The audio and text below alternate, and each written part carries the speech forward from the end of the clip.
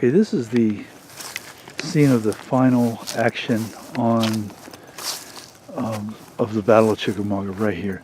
We're on Snodgrass Hill. This is the area where Thomas Brigade made its stand, and delineated by these monuments, lines of monuments on here, all the way up that hill and further down. Snodgrass was a farmer who lived in this cabin behind us, and his cottage, or cabin rather, was used as a field hospital for days and days after the battle by both sides. So this would have been not only an area of intense fighting, but this would have been an area of extreme carnage. I mean, this would have just been stacks of body parts laying over here and dead bodies laying over there, and on and on and on. It would have just been, field hospitals were a butcher shop. The Snodgrass cabin, we're not sure how much of it is recreated, how much of it is restored. I couldn't find anything on it right here. It is like a clay fireplace. The fireplace itself is not made of wood and clay.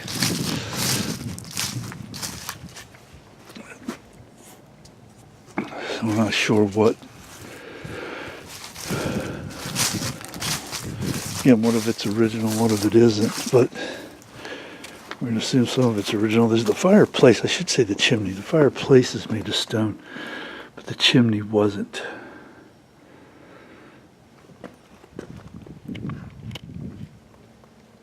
As you can see, very, very small. There is no upper floor here, as there was in the other cabin, the Brotherton cabin that we saw. What an amazing, captivating place.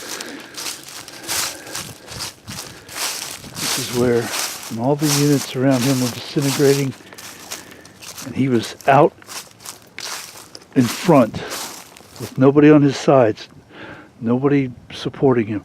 Everything in 19th century warfare, mid-19th century warfare, was lines. You had to be in a straight line. If you were out further, that means you had your neck out. If you were behind someone else, that means you weren't doing your job. Either that or you hadn't been ordered up yet. But you should be in a straight line. The idea was a united front for as long, undivided, unbroken line, straight line, as much as possible that you could possibly get. That's why they didn't like woods and rivers and all that stuff, because it either bottlenecked them or it caused them to break their lines. But once they could walk across a field, straight lines, they felt like they were ready to go. So when Thomas saw everything around him going to hell, he stood strong, he stood firm, and he saved the Union Army that day. Not that they couldn't have replaced it; they could have replaced that 100 times over, but not necessarily the officers and the field officers and the staff officers, etc. But they could have replaced the fighting men. They were coming by the thousands every day to New York and Boston and everywhere else. They could have fought this war 10 times over, 100 times over with all the people they had.